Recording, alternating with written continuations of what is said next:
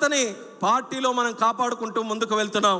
మరొక ముఖ్యమైనటువంటి సిద్ధాంతం నందమూరి తారక రామారావు గారు పరిచయం చేసినటువంటిది సమాజమే దేవాలయం, ప్రజలే దేవుళ్ళు అన్నటువంటి మాట కేవలం తెలుగు జాతికే కాదు, ప్రపంచంలో ఎవరున్నా ఎక్కడున్న వాళ్ళందరికీ కూడా స్ఫూర్తినిచ్చే విధంగా ఆయన నోట వచ్చినటువంటి మాట అది. అటువంటి మాటని ఒక సిద్ధాంత రూపంలో తయారు చేసుకొని పార్టీ తాలూకా కార్యక్రమాలు చేశాం. అదే ఎన్టీఆర్ గారికి ఆ రోజుల్లో ఒక పత్రికారుడు ఆ రోజు ఒక ప్రశ్న అడిగి, కొత్త పార్టీ పెడుతున్నారు, మీ తాలూకా సిద్ధాంతం ఏంటండి? క్యాపిటలిజమా, లేకపోతే సోషలిజమా, లేకపోతే కమ్యూనిజమా, లేకపోతే ఇంకా ఏ ఇజం అండి అనేది ఆ రోజు ప్రశ్నిస్తే, ఆ ఇజంలు ఏవి కాదు, ఈరోజు తెలుగుదేశం పార్టీ పెడుతున్నానంటే అది హ్యూమనిజంతో నేను పెడుతున్నాను, మానవత్వంతో పెడుతున్నాను, మానవత్వాన్ని కాపాడడానికి, మానవత్వంతో మనుషులకి సేవ చేయడానికి పెడుతున్నానని అద్భుతమైన రీతిలో హ్యూమనిజాన్ని రాజకీయాలకి పరిచయం చేసి దాన్ని ఒక ఎజెండాగా తయారు చేసి ఒక రాజకీయ పార్టీకి ఆ రోజు ముందుకు నడిపించాడనంటే ఎంత గొప్ప శక్తో మనది ఒక్కసారి మీరు అందరూ కూడా గమనించాలి. అలాగే తెలుగుదేశం పార్టీలో కేవలం మన రాష్ట్ర రాజకీయాలు కాదు, ప్రపంచంలో ఏం జరుగుతుంది, ప్రపంచంలో ఏ విధి విధానాలతో ప్రజలు, రాష్ట్రాలు, దేశాలు, గవర్నమెంట్స్ ముందుకెళ్తున్నాయి, ప్రతి ఒక్కటి కూడా చదువుకొని ఇన్నోవేటివ్ మెథడ్స్తో పార్టీని ముందుకు నడిపించడంలో, అలాగే రాష్ట్రాన్ని ముందుకు నడిపించడంలో ఎప్పటికప్పుడు అవన్నీ కూడా స్టడీ చేసుకుంటూ క్రెడిబుల్ లీడర్షిప్ని మనం ఎస్టాబ్లిష్ చేసుకుంటూ తెలుగుదేశం పార్టీని ఇన్నోవేటివ్గా ముందుకు నడిపించడంలో ఎక్కడా వెనకడుగు వేయకుండా మనం అందరం పనిచేస్తున్నాం.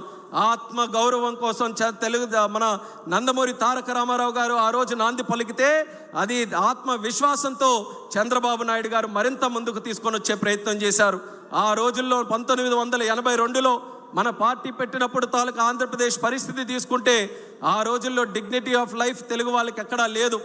ఏ ఒక్కరు చూసినా మద్రాసీలు అనేటటువంటి పరిస్థితుల్లో తెలుగు వాళ్ళు అనే వాళ్ళు ఒకరు ఉన్నారు, వాళ్ళకంటూ ఒక పౌరుషం ఉందని మన డిగ్నిటీ కోసం, మన అందరి తాలూకా ఒక గుర్తింపు కోసం ఆ రోజు నందమూరి తారక రామారావు గారు పార్టీ పెడితే ఈరోజు దాన్ని మరింత 40 సంవత్సరాలు అడుగడుగునా ముందుకు నడిపిస్తూ చంద్రబాబు నాయుడు గారు ఆత్మవిశ్వాసంతో ఈరోజు కేవలం డిగ్నిటీ ఆఫ్ లైఫే కాదు, ప్రపంచంలో జయించేటటువంటి వ్యక్తి తెలుగువాడై ఉండాలి.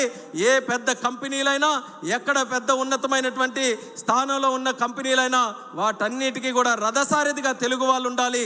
గ్లోబల్ లీడర్షిప్తో తెలుగు జాతి ముందుకు రావాలని ఈరోజు మనం అందరం కూడా ముందుకు నడుస్తున్నాం. వాటితో పాటు సంస్కరణలు కానీ, లేకపోతే అభివృద్ధి కానీ, సంక్షేమం కానీ, ఇవన్నీ కూడా తెలుగుదేశం పార్టీతో మొదలైనవే.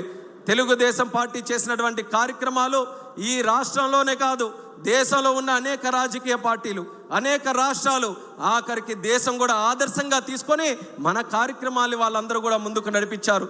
చంద్రబాబు నాయుడు గారు ఉన్నప్పుడు పెన్షన్లు కానీ, హౌసింగ్ కానీ, కిలో బియ్యం 2 రూపాయలకి, అలాగే జనతా వస్త్రం కానీ, ఐటీడీఏలు కానీ, లేకపోతే విద్య వైద్య వ్యవస్థలో మార్పులు, గ్రామానికి రోడ్లు వేయించాలి, కరెంటు లైట్లు కల్పించాలి, అలాగే మహిళల తాలూకా హక్కులు, వెనుకబడిన వర్గాల తాలూకా రిజర్వేషన్లు, ఇలా ఎన్నో సంస్కరణలు చూసుకుంటే మొట్టమొదటిసారిగా ఈ దేశంలో ప్రవేశపెట్టింది మన తెలుగుదేశం పార్టీ అనేది కూడా మనం తెలియజేసుకోవచ్చు.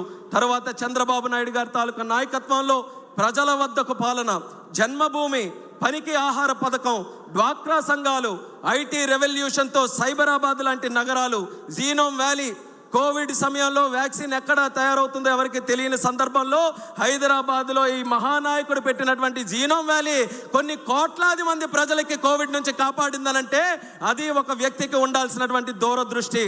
అలాగే హైవేస్, టెలికాం, లేకపోతే పవర్ రిఫార్మ్స్, వీటన్నిటికీ కూడా కేంద్ర స్థాయిలో ఆ రోజు ఆ రిఫార్మ్స్కి నాంది పలకడానికి చంద్రన్న తాలూకా హస్తం ఉండడానికి ఎక్కడ డౌట్ లేకుండా మనం చెప్పుకోవచ్చు. ఎయిర్పోర్టులు ఈరోజు 160 ఎయిర్పోర్ట్లు ఉన్నాయి. రేపు మే 31వ తేదీన ప్రధానమంత్రి గారి ఆధ్వర్యంలో మధ్యప్రదేశ్లో మరో 2 ఎయిర్పోర్ట్లు ఆ రోజే ప్రారంభోత్సవం చేసుకుంటున్నాం. 162 ఎయిర్పోర్ట్లు అవ్వబోతున్నాయి. ఈ దేశంలో 162 ఎయిర్పోర్ట్లు ఒకనప్పుడు ఈ పరిస్థితి ఉండేది కాదు. కానీ మొట్టమొదటిగా దేశంలో ఎయిర్పోర్ట్లు కూడా మనం నిర్మించాలి, పీపీపీ మోడల్లో ఒక పాలసీ తీసుకొని వచ్చి ఎయిర్పోర్ట్లు నడిపించాలన్నటువంటి మహానాయకుడు మన నారా చంద్రబాబు నాయుడు గారు అనేది గర్వంగా ఈ సందర్భంగా తెలియజేస్తున్నాను. ఇలాంటి ఎన్నో పథకాలకి, ఎన్నో రిఫార్మ్స్కి, ఎన్నో సంక్షేమ కార్యక్రమాలకి తెలుగుదేశం పార్టీ నాంది పలికింది. అది ఎంతటితో ఆగిపోలేదు. మన అమరావతి మీ అందరికీ కూడా దాని తాలూకా కథ అంతా కూడా తెలుసు. అమరావతి మాట్లాడితే ఎక్కువగా మనం మాట్లాడుతున్నాం. 32,000 ఎకరాలు ఇచ్చారని, లేకపోతే రైతులు దానికోసం త్యాగం చేశారని, విశ్వవిఖ్యాతిగా ఉన్నటువంటి ఒక ప్రపంచ ప్రసిద్ధిగాంచినటువంటి అమరావతి కడతామని. కానీ అందులో మనం ముఖ్యంగా గుర్తుంచుకోవాల్సినటువంటి ఒక విషయం, ల్యాండ్ పూలింగ్ అనే కాన్సెప్టు ప్రపంచంలో ఎక్కడా కూడా లేదు.